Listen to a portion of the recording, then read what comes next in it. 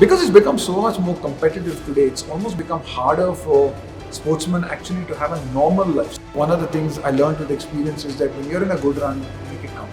I guess when I speak with and work and interact with a lot of younger people, you're not necessarily just coaching the cricketer, you're trying to coach the person. Experience is not about the number of matches you play, it's what you learn from each match. What is real success for me? Is real success for me having the car or that house?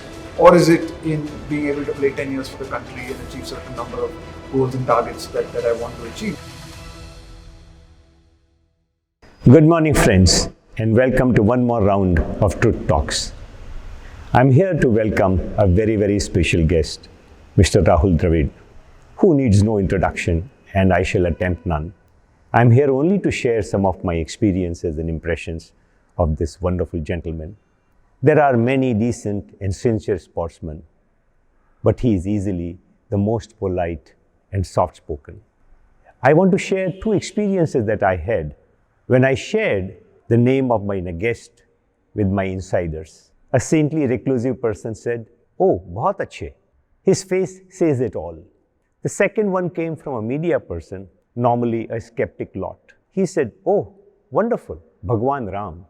Now leave the hyperbole aside, that too from a media person, but it shows the tremendous respect and love that we have for Rahul Dravid. If you put the two pictures together, you find that he answers a question that a lot of people have. Does truth have to be harsh? It doesn't have to be. You can be the most polite and yet get your truth firmly across to your team, to your administrators, and to the world at large. Thank you very much for being with us. I'm equally happy and proud to welcome the other guest for the day, which is Mr. Ayaz Memon, amongst our senior-most sports editors and much loved by sports readers and viewers for over 3 decades, popularly known as the Cricket Wala. Mr. Memon is going to speak to Rahulji and help us unravel all his learning, his impressions, and get answers to some very difficult questions. Thank you for being with us. Lastly, just a line or two about Truth Talks. Truth Talks is a bold initiative. It's a delicate initiative. And we want you to appreciate that how, just for lack of understanding, lack of patience, we fail to get the enormous benefits that several of our titans have got by following that path. This is just one of the innovations of Satya Vigyan Foundation. There will be others. Remain engaged with us on truthtalks.in. Thank you for joining us this morning. Over to you, Mr. Ayaz Memon. Thank you, Vallabh. This is the third edition of Truth Talks, as Vallabh has mentioned. The first two were with Mr. N.R. Narayan Murthy, founder of Infosys. The second one was Justice B.N. Shri Krishna. So you are already being put on a pedestal, Rahul. It's a bit unnerving to be after them, but yeah, some great company and really happy to be here. So, Truth Talks is fundamentally, it's not value judgmental about what other people do or not, but it's trying to examine how people who've reached a certain level of excellence in whatever their chosen path, what was the value that drove them? And that's going to be my purpose here, to try and understand what made you what you were. Just for information or for people who may not know, Rahul Dravid, former India captain, played for 16 years, 13,000 plus test runs, 10,000 plus ODI runs. A lot of people forget that. ODI runs. Yeah, the ODI runs is obviously something that I'm actually quite proud of, in the sense that when you started out, as I just dreamt of being a test cricketer. That's what we did. Like, growing up as kids in the sort of early 80s and 70s, as impressionable age, we all wanted to be Gavaskar and Vishwanath and Kapil Dev. They were all test cricketers. But I think the 1983 World Cup win really changed a lot of things. I think in a way it really sort of made you recognize that one-day cricket was going to become important and you wanted to be part of it. So having grown up not really practicing for one-day cricket, to be able to play that many one-day matches is actually quite nice. When you were 10 when you watched the 10, yeah, and it was, into cricket already by then? Yeah, I love cricket from the time I can remember. Some of my earliest memories really are of my father throwing a cricket ball to me, or just playing in the backyard with my friends on the streets. And yeah, so those are my earliest memories. I just was cricket crazy even then. I think it was a decision maker for a lot of us in that generation as to what we wanted to do. and this is what we want to do. We want to be cricketers. We want to be Gavaskar and Vishwanath and Kapil Dev. And that's the whole crop which came, isn't it? Rahul Dravid, Sachin Tendulkar, Saurav Ganguly, VVS Lakshman, all 9-10, Yeah. watching this victory and then getting inspired. Correct. I think like a lot of us, I think, and I've heard a lot of them speak about it, the kids around that age and that era were hugely inspired by that win in 1983. And it's funny, it's like the circle almost turns. In 2011, I could see my sons or my children sort of get inspired by Dhoni and that team and the team that won 2011. So it was fantastic for me to see my son wasn't 10, but he was in 6 or 7 when the World Cup was won in 2011. But yeah, it was hugely inspirational. What drove you? What were the inner compulsions or purposes, motives for in your playing career? And of course, after that also you've been involved with cricket. For me, I don't really feel that I'm in a position to preach things to people or to try and give advice to people on how to go about things. But yeah, I think it's a nice opportunity to, I guess, in a sense, share some of the challenges of the journey that I faced. And by no means has it been everything that I've done has been right. I've made a lot of mistakes along the way, and I've had many challenges along the way in this. At times when I was growing up, I would get very down on myself with failure.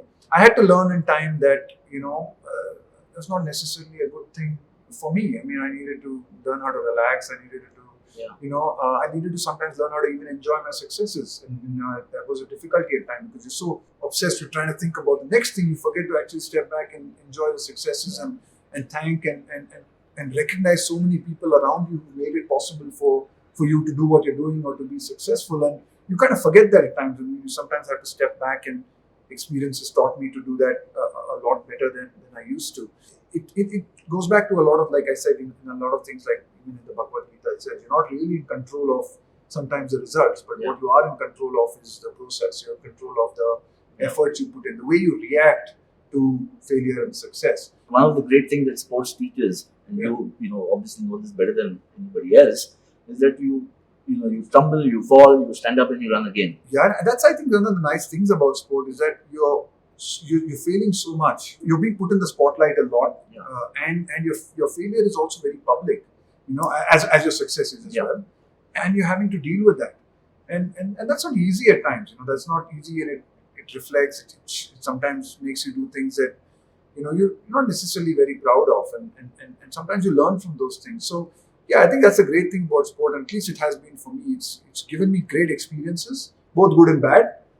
And it's allowed me to hopefully grow as a person. I mean, I certainly think that I can thank cricket a lot for being able to grow as a person. Growing as a cricketer was one thing over the years, but certainly I'm a very different person or a different man to when I started the game. And off the field, are you very different? I think I'm definitely a lot more confident person than I used to be. If I think about myself growing up, I still am not a life of a party. I'm not a huge extrovert. I never have been. But certainly a lot more confident, and I think that's just life, and that's experience. That's what I've been able to learn and observe from watching other people and just the experiences that I've had. So from the outside, I can see you come across as a man of great conviction about yourself, your beliefs. They may end up being wrong, but you willing to learn and absorb from it and move to the next level. I'm going to just draw your attention to this, and this is what Truthtalks is all about. And I happen to kind of see this as I entered the Padukone Dravid Center of Excellence, where we are now, at the reception. And this is a quote which says, "When you play for the love of the game, you play with respect and humility." I took a snapshot of it. You play for the team and try for everyone who has made it possible for you to step out on the field. That's what sport is about, and that's what makes you a true sports person. The quote is Rahul Dravid's. Yeah, I think sports obviously just more than just the winning and the losing. So it's a lot more than that. And I think as you play a lot more of it, I think you kind of, reflect on that a lot more. Yes, there is the winning and there is the losing and there is the financial benefits that you get from sport today and the life and the living that has to be made from the sport. But it's certainly more than that. I think, one of the great things of being able to play a sport for your country and to play a sport in a country where this sport is followed so much has, in a lot of ways made me kind of recognize just I think the responsibilities you kind of have as a sportsman and as a cricketer, it's not just about the winning and the losing, but it's a lot more than that. I'm not saying that you have to be someone different or you don't have to be yourself. Well, I like I said, I'm not saying that sportsmen have to behave in a particular way just because they're sportsmen, so that they should be giving lessons to society. But I think you recognize that you have a certain responsibility, as a sportsman, in the way you carry yourself, the way you conduct yourself. Because simply the fact that you are being followed by so many people, And especially the young. especially a lot of young people, young boys and girls who follow the sport. And in a way, it's a privilege, right? You're doing something you love. It's really a hobby for you. It probably started out like it did for me as a hobby. Yeah. But just through doing what you do, I think you have a great opportunity to influence so many people. And I think with that comes, I think, a certain sense of responsibility. And I think when you sign up to play for your country and you're given that honor, you're given that privilege, then I think you sign up to that a little bit as well. You started off as a youngster, you went to England playing some club with Kailash Bhansali, then you can get into the elite level, you become a test cricketer and an international star, and then you become the senior pro and, amongst the senior most members in the team. All three roles are very different. Right. And how did you see that trajectory? What kept you kind of the needle going straight? Because you didn't have many dips. It's one of those careers. I mean, very early in your career, maybe yes. Yeah, no, I did. I mean, like, that's the beauty of doing interviews like 10 years after you've retired is that people only remember the good things. No, I've had some tough dips. I mean, I was dropped from the one-day team. Yeah. I had some tough periods in Test cricket. Even as a captain, I had some successes, but then the 2007 World Cup was a disappointment. Yeah. Towards the end of my career, I had a real couple of years which were quite hard. Then I was able to pick that up, and towards my last year, finish relatively on the high. And in a sense, I had a great tour of England, but then I struggled in Australia where we lost 4-0 and I decided to quit. So, I think no career, I believe that no career can be just, plain sailing, not in the sport that we play. So I've had my share of, I think, ups and downs. But I think what's really kept me going is just the love for the game and just trying to get the best of myself. I always felt that I was given this talent, I was given an ability to be able to play cricket. Why I was given it, I don't know. In some ways, a lot of my biggest inspirations were people I would see when I went all over India. We'd go as an Indian team, we'd go to different venues all over India playing test matches. And there are a lot of young boys who come and bowl to us in the nets. They come to the nets and they bowl. I would see in their eyes their desire, the passion that they wanted to play the game and how hard they were trying. But you could have one look at them and say that no, it's not going to happen. It's not going to happen. It's not through lack of effort. It's not through lack of desire, not through lack of passion. It's just, unfortunately, they just don't have the talent, or the skill hasn't been given to them, or they started late, or whatever reason it could be. Physically they're not there, or something like that. And I would look at them and I'd say that I have been given this. There have been thousands of people who could want to be in the position I want to be in. In a sense, I owe it to them to do the best I can with my talent over the period of time that I have.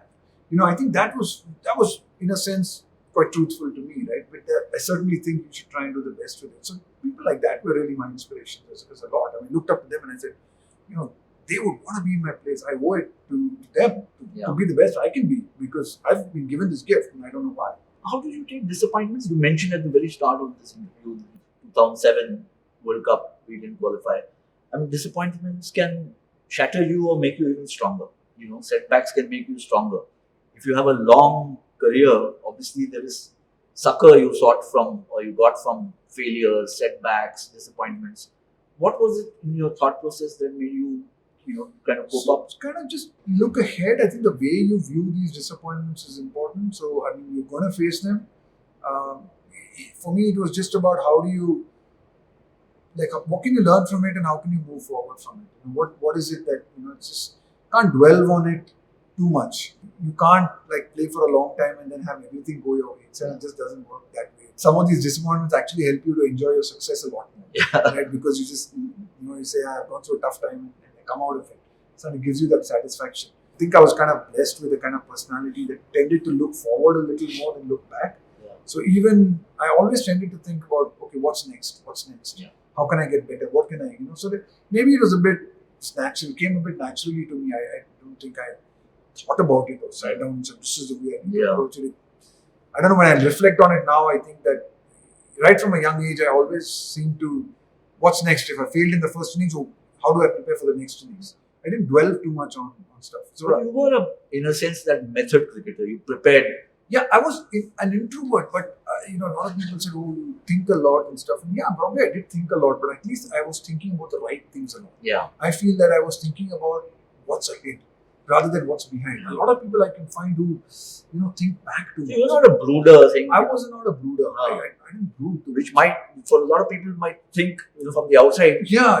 People say, "Oh, you think a lot and you worry a lot," and all that. See, but it's about I'm maybe thinking a lot, but I'm thinking about what's next. I'm sort of thinking in ahead. The ideal situation would have to be present, to stay where you are, which is the goal of everyone. Yeah, but that's not easy to do unless you're like a saint or something. So I'm going to ask a prickly question. That 2004, you captained one test in Pakistan, which we won, and of course we won the series. Right. We made 270 in the last match. Mm. Then we went to West Indies, and after what? 35 years, we beat the West Indies in West Indies. And we beat England after 21 years in 2007. And we just gave up the captaincy. I mean, Indian captains have given up the captaincy. Tendulkar has given up. Dhoni gave up in the middle of a test series. Gavaskar before that. But on the back of a series win. Look, I mean, at that stage, like I've answered this, I tried to answer it well. Sometimes people find it quite tough to understand, but I just wasn't enjoying it. I'd been through, maybe I played a lot. Been a lot happening, so I just think that at that point of time I just really stopped enjoying the leadership or just captaining the team, and I just really felt that I didn't see the captaincy of India as something of my right. I saw it as something that I wanted to do if I felt I could really devote 100% of my time and energy, and I had that mental space to be able to do it. When I felt that wasn't there, I just felt it was not important. It was not right to keep dragging it along, trying to, do it for the sake of doing it. I wanted to do it because I truly loved it and enjoyed it. And giving up captaincy is, power, prestige. I don't know. It never felt like that to me, right? Yeah. It just didn't feel like that to me. I mean, it didn't. I think it just.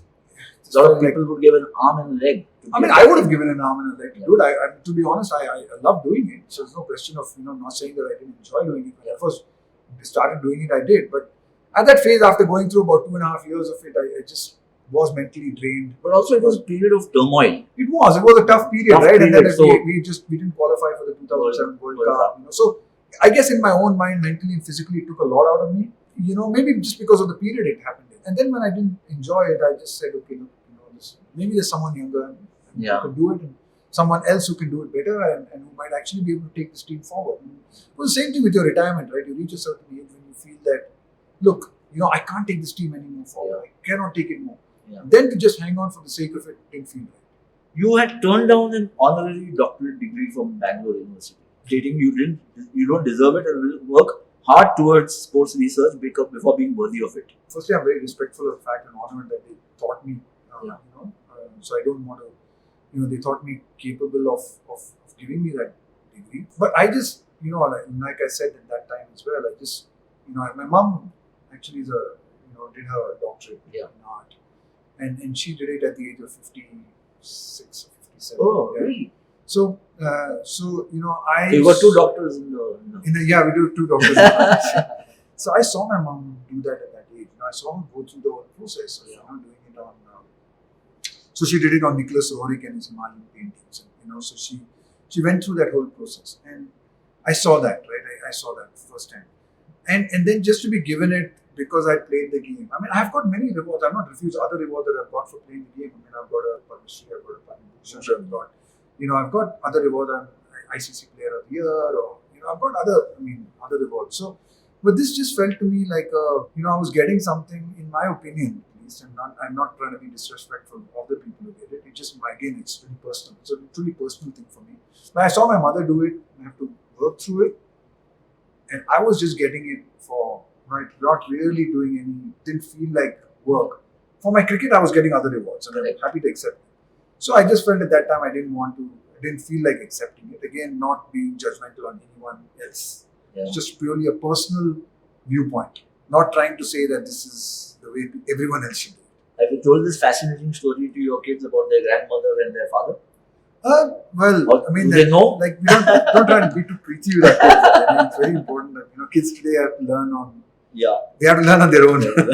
So there is the old saying, when the going gets tough, the tough get going. And this is something which actually characterized your batting exploits, your career, especially the runs you scored overseas. I mentioned 270 in Pakistan, maybe in the subcontinent, but it's a very challenging country to perform well. And in Australia, and then of course England, some in 2000, early 2000, 2002 is when you made a lot of runs. Was there a mental program you went through which you had created for yourself? Was there a kind of a meditative approach? What's loosely called from the outside, Dravid is now in the zone, or XYZ player is in the zone. Was there something distinctive that you did? Yeah, I don't think there was anything distinctive that I did. It doesn't feel distinctive to me. I mean, I just tried to be consistent about the process that I was following. Yeah. So, just trying to get myself in the right frame of mind to play each and every 400s in 2011? Yeah, just getting in the right frame of mind. I think that was for me important. So, just going through that sort of routine leading into the test match. Yeah. And ensuring that it didn't always happen, but getting yourself into that nice, calm, relaxed, excited to play, competitive kind of mind frame. And that was a mind frame that I trying to get myself into, whether it was through the fitness preparations, whether it was through my skill preparation, whether it was things like meditation or visualization. In all of these things, eventually you want to get into that space where you're excited to play, excited to be in that contest, wanting to be in that contest. So that's the kind of frame of mind you want to get into, not a fearful, nervous kind of mindset. I think some days it works, sometimes it works better than others. It's a confidence game as well. You get 100, it picks you up, makes you feel better. You feel you have the wood over the bowler. So, and in time, I think one of the things I learned with experience is that when you're in a good run, make it count. Yeah. Just really make it count. And I think that was pretty true through my career. When I had good runs, I really made them count. Yeah, because then I had that experience, and then I had the ability to not let that get to my head and then just stay in that zone. So as you spoke about, but that's being level-headed. Yeah, knowing that things could flip. Yeah, absolutely. How much is anxiety or stress good to enhance performance? I mean, certainly when you are anxious before the big match. Yeah, a certain amount of it is good because it means you care. Yeah. But obviously, it can't go down the other side. It can't become too much. So a certain amount of tension, stress, very important. You be very careful that it doesn't become anxiety or inhibits your performance, or it's anxiety at the wrong time. Anxiety when you're going out to bat, a certain amount of anxiety is okay. Yeah. But if you're anxious, you continue to remain anxious and stressed well after the game is gone, then it's probably being harmful for you. So over a period of time, that sense comes within you. Yeah, you have to learn how to deal with it. You have to reflect on it. I think any learning happens through reflection. J.R. Vishwanath told me this when we were kids. He said, experience is not about the number of matches you play. It's what you learn from each match. Yeah. So there are people who play 30 matches and they're not experienced. Someone who's played 5 matches has learned more than someone who's played 30 because he's been learning from each of those games. Yeah. He's reflected on his performances. So that's important. You can go through life not reflecting on anything, and then then there's no learning, no experience. And how much is goal setting important from a sports person's point of view? I mean, I didn't have hardcore goals as such. I mean, my goals were more, I would say, I had some ideas of where I wanted to achieve, but they were not in certain numbers, and I never had a target for this many series, this many runs, and I want to score this much. And I wasn't never a numbers person as such. That never motivated me. For me, goal setting was in terms of my preparation. How am I, am I hitting those markers? Yeah. That was my goal setting. Then the result should hopefully take care of it. And then you relied on the processes. Yeah, and then hopefully you hope the result will take care of it. Before you became the under-19 coach and all, in your last days, you were captain and mentor of an IPL team, right? And you had that spot fixing saga. Yeah. Now, it's something that must have taken you by surprise. It did, and it was, a really very tough time, a tough phase as well, because you feel that you're doing the best you can, you're creating a good environment. And I think you learn from that as well. You feel, okay, there's only so much you can control. And I think that's one of the biggest challenges with this whole spot fixing thing. It puts the onus on the individual. It's not like match fixing, right? Or match fixing or game fixing has to involve everyone. Spot fixing is just one individual can decide that I'll bowl a wide or I'll do something, and I guess the fix is on. So it's really the onus is on the individual. You have to recognize that. And there's no foolproof method of And you learn from that and say, okay, maybe these things this can could be have been better. We should be more vigilant. We should be more careful. But yeah, certainly a very disappointing period and a disappointing phase. And again, in some ways, you do feel you always, I guess, it's your just nature. You think, okay, what can I have done better? What should we have done better? What could we have done? And you learn from that, and then you sort of move. You made a very profound statement that time. And you said truth always sets you free.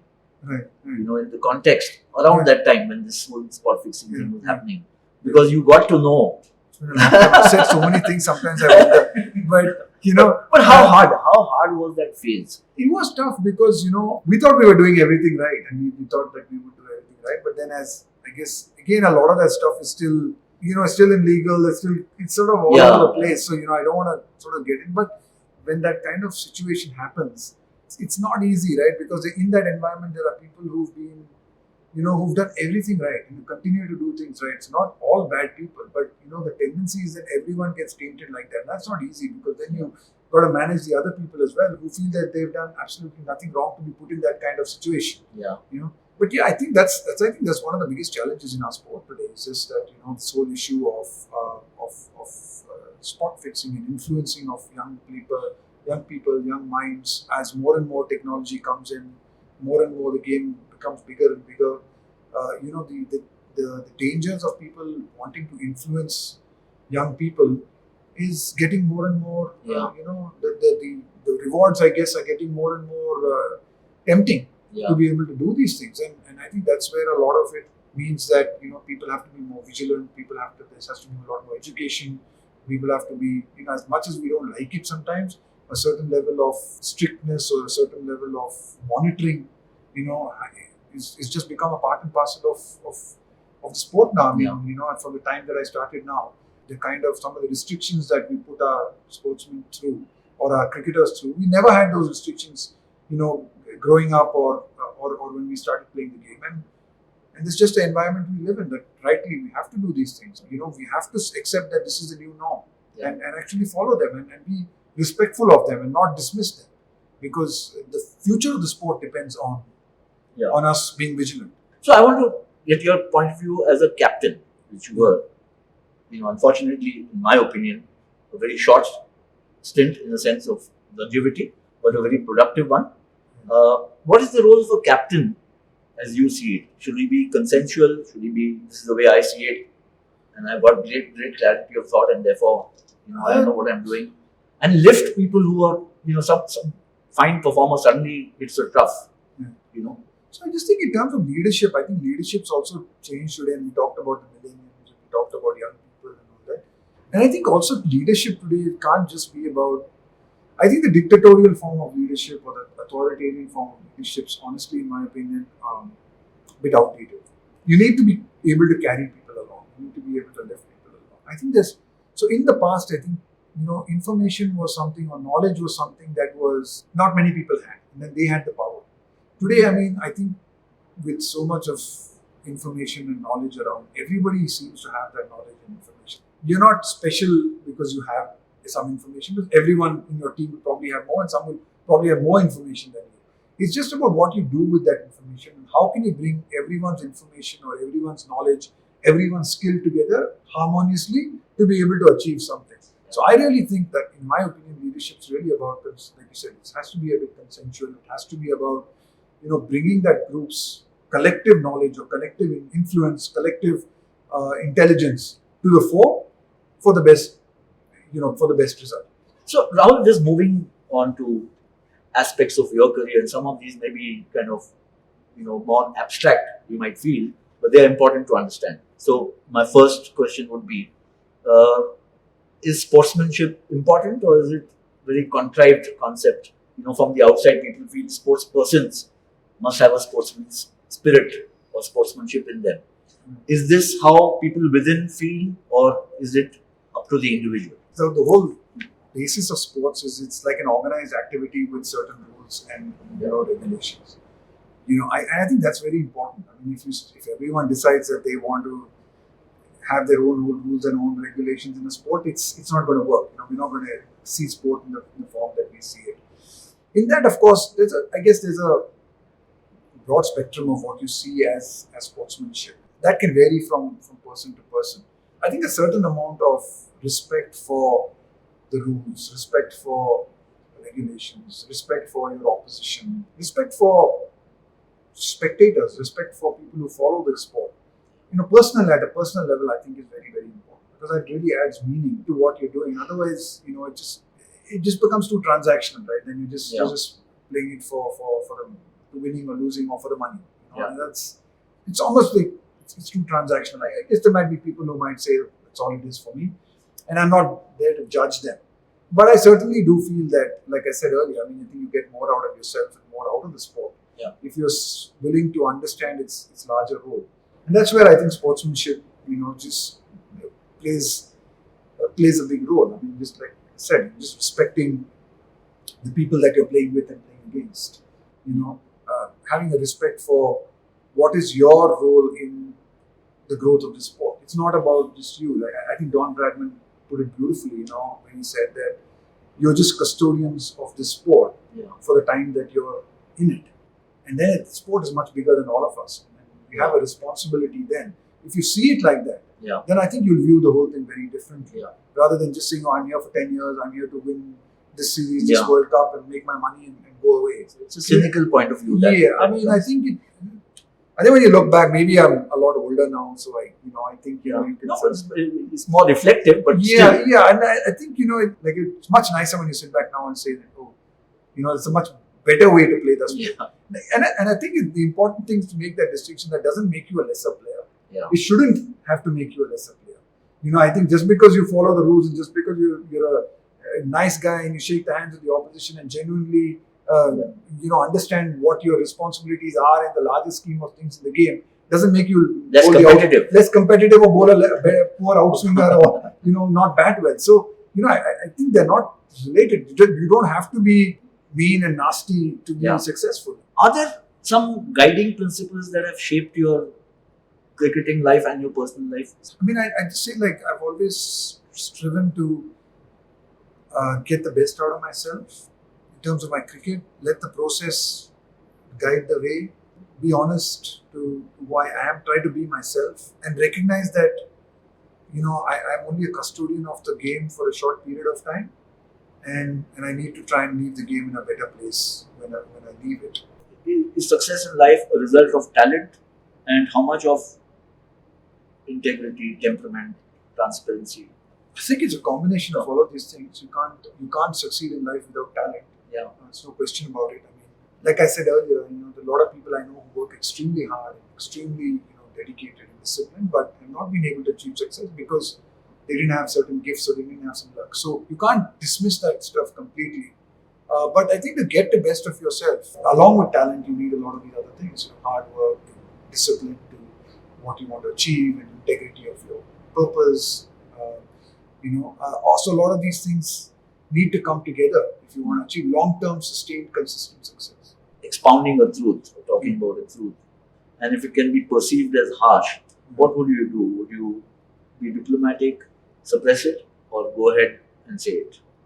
I would love to say that I've gone ahead and said it all the time, but this the inherent nature of the person I am, just being honest with who I am, that at times I've probably tended to be a bit diplomatic about stuff. I do believe that things are not always black and white. There have to be shades of grey of things, and we have to really be accepting of a lot of people. But I really do admire people who are able to hit the nail on the head at times. Come what may be the consequences, or what others may feel. They're very, very clear on what they want. It might not necessarily be palatable to a lot of people, but they're very clear on what they want to say, and I admire that. I'm not necessarily sure that I'm comfortable being that. I come from the old school, as you can imagine. We're all there. And the environment that I grew up in, especially about cricket, is there's something lofty about the sport. Do you see that? Did it exist in your mind space when you were playing, or you heard about those things? And how do you see the younger generation now that you're mentoring so many kids? How do they see sport? It's a little unfair question on the youngsters because they'll grow into a situation. Right. So you don't expect them to be very wise at this age. Yeah. But there is a certain, you were a youngster once. You've been through various stages of being a cricketer to the current situation where you're NCA head honcho and mentor and coach of under 19, under 25. Ayaz, it's almost more challenging for youngsters today Yeah. because they're given so much at such a young age that probably generations earlier didn't have that. Yeah. We didn't have the chance to make that choice, right? There are kids today who come out of our under 19 teams and they make, with one IPL season or one IPL contract, they make as much money. They can then choose between buying, any fancy car that they want with just 1 year of a contract. I mean, if you were to go back a few generations ago, you probably needed, you needed to play a long, long time. You would grow into, you would have these options to make these choices as a 20-year-old. Yeah. There would be no chance. It was very much an amateur sport. And there wasn't a concept of social media. There wasn't as many distractions. There weren't as many options. Suddenly today, the sports become so big, media's become so big that young boys and girls today, are being faced with choices, dilemmas, decisions to be made at 20, 21 without being able to grow into it. Yeah. Some of the decisions we had to make at 30, 31, they're having to make at 20, 21, or they can make it 20, 21. Yeah. Because simply where they find themselves financially or just the opportunities that they have. And that's not easy. Or fame. Exactly. And because it's become so much more competitive today, it's almost become harder for sportsmen actually to have a normal life. So, I mean, if you were to sort of say, just speak about Mr. Gavaskar, a big hero of mine, and he went to college and did an MA, or, he led a normal sort of life. Yes, he was playing for India at the end of all of that. Just the fact that you went to college and you interacted with other people who probably didn't play sport and didn't play things, you kind of grew as a person. So I'm going to pick your brains on this. That how these kids who come to you also in the NCA or the under 19 team, it's a new era, it's a new generation. These are the millennials. Their thought processes may be a little different. So how do you steer them? I mean, you're like a father figure there now. So I think there's a lot of positives. Firstly, they're a lot more fearless. There's ambition. I see it. I see ambition. I see desire. Which is not a bad thing. Which is an incredible thing. I think it's fantastic. So I said, I think these are the great positives that you see. I mean, the youth of today or the young Indian of today is a very different Indian to, say, 20 years ago or 30 years ago. I mean, growing up, they're not intimidated by, overseas players or foreign players. I mean, the first time, I went to England once before I went on a tour, but I was just on a small tour with sort of like a club team. But today, and some of the under 19 boys, by the time they come into the Indian team, they've been to every single country in the world, played on A tours, played on under 19 tours. So their level of experience is completely different. The challenges I think they face is one of patience, almost a desire, I think, to wanting to be successful very quickly. Yeah. Or success is instantaneous sometimes, because of social media. You can play a few good knocks and have one good IPL and actually be seen by a lot of other people as celebrities or as famous, when in actual terms of performance, you have a long way to go, in your career. But because we've spoken so much about youngsters, I want to touch on one issue which you have been actually very vocal about. And I think it's important that it needs to be addressed, because this is something, it's not only a cricket problem or a sports problem, it could be actually a social malaise. Right. And that is about age fudging. Yeah, so it's probably a good platform to talk about it. We talk about truth and talk about just honesty, really. And I think that is a big problem. I think in our country, not only in cricket. And I think cricket's actually, to be honest, I think the BCCI has been very good at it. They've tried their best to work around age fudging and try to put rules and regulations in place, including a bone test at the under 16 level, to try and curb that to a large extent. But I think any amount of effort that an organization puts in, unless the actual people on the ground or in the grassroots, your parents, your coaches, unless they realize this, you're always going to face this problem. And I think that, for me, that's the thing. I think when you're sort of in charge of kids at an influential age, as youngsters, and as parents, you tell them it's okay to fudge the age or to do something illegal and immoral. Yeah. It's just plain wrong. And when they go on as adults and they get involved in spot fixing, or they get involved in activities that they should not necessarily be doing, or illegal stuff, I don't know why it surprises people, because that's exactly the lessons that you've taught them as youngsters. The value system, the whole value system that you're trying to make. It's all about cheating. Yeah, it's about cheating, and you're just trying to cheat. I think that's something it's really sad as a society and as a nation. If we are teaching our young boys and girls the only way to succeed is to cheat, shortcuts, take shortcuts and play above your age, and bully other young boys and girls. To me that's just wrong. And it's a bit like ragging, isn't it? Yeah, it's seniors take advantage of the juniors in that sense. Yeah, it is, and it's and I think we've got to do everything we possibly can to ensure that doesn't happen, and people have to take responsibility. If it comes from top down and it has to be enforced, then it's not going to work. It has to happen from literally your schools and your school principals. The sad part is you find sometimes schools are involved in this. I mean, these are places of learning. These are places schools, parents, coaches, the grassroots are they all equally responsible? Everyone. I mean, I would venture even one more. State associations. Everyone. I think everyone.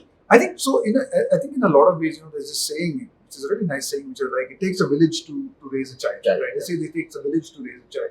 So if you just sort of say, even to raise young cricketers today, it cannot just be the responsibility of one person, especially in a team sport. Because cricketers, right from the time they are young, they start off maybe in a private coaching academy, or they start off in a district academy, and then they go upstate, and then they play for. They come to the NCA, they play for the national team, under-19 team, India, they're in an IPL team. They're in so many teams, they're interacting with so many people. I think everyone in this ecosystem is actually responsible for making that cricketer. Like they say, you need that village to make a child. You need a lot of this ecosystem to be able to have the success. It's like a lot of people come and say, oh, that that boy is falling away and he's going into bad habits. What is the NCA doing, or what is BCCI doing? It's not possible for just NCA or BCCI to solve that problem. If the parents are teaching him something at home, or if he's the state association, he's being guided in a different way. No matter what you do at the top level, it's not necessarily going to work. It needs everyone to buy into this thing of actually raising these cricketers and making them, I think, responsible citizens and great ambassadors for our game. Instant fame and very early access to a lot of money. Which is not just about cricketers or sports person, it can sway most people. Absolutely. What is your own conviction? How is the way out? I mean, look, at the end of the day, it's nobody spurn money and fame if it comes. You shouldn't. The other way. No, so money is not a bad thing. I mean, it's the quality of life improves. It improves not only your quality of life, and I've seen the positive effects it had on the family of so many of these young boys and girls who've been able to earn their money and the things they've been able to do for their family. So there's a great positive in all of this. I think one of the important things is to be able to recognize it for what it is, but to also then realize that in my own career or the talent that I've been given, what are the benchmarks, what are the standards that I want to set? And what is real success for me? Is real success for me having the car or that house, or is it in being able to play 10 years for the country and achieve certain number of goals and targets that I want to achieve? And each one will have different things based on their ability, their talent. And, I'm not going to judge anyone and say that, just because he didn't play 100 test matches, he's lesser of a player. He might have played 60, but he's got the best out of his talent, and, congratulations to him. And that's exactly what you want to see. That cushion of money should actually be able to spur you on to be able to focus on getting the best out of the talent that you've been given. The money in the sport has allowed us to be able to invest that money in small towns and villages and cities today where there are basic facilities. Cricket's a game which, without facilities, you can't succeed.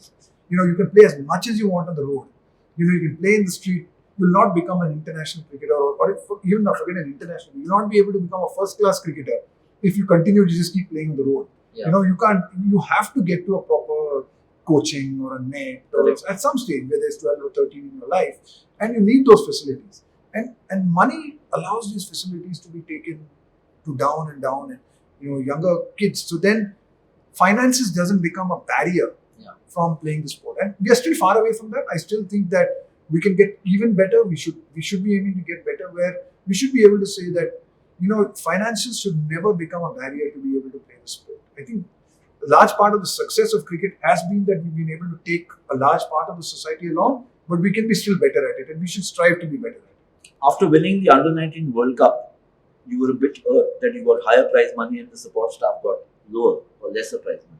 And you asked for an equal division of prize money. So my mindset really at that point of thing was the contribution was everyone's in the group. I mean, I think in a team environment, I was very respectful of the contribution of the rest of that support staff. And I wouldn't have been able to create the environment. The winning was done by the team. I don't ever take credit for that. The team, Prithvi Shaw's team won the World Cup.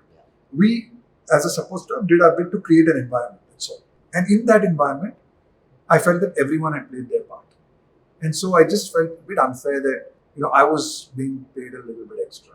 It was a more equitable way to do things and a fairer way to do things and the right way to do things, to be honest. Because everyone had an equal part in that environment. I mean, if I had, been a player, when I was a player and I scored more runs than someone and I got the man of the match, it was a different story. Correct. It's, it's a clear black and white performance. Yeah. And you get it. Truth Talks is basically to draw out, the person who's being interviewed, their mindset, their understanding of their profession, life in general.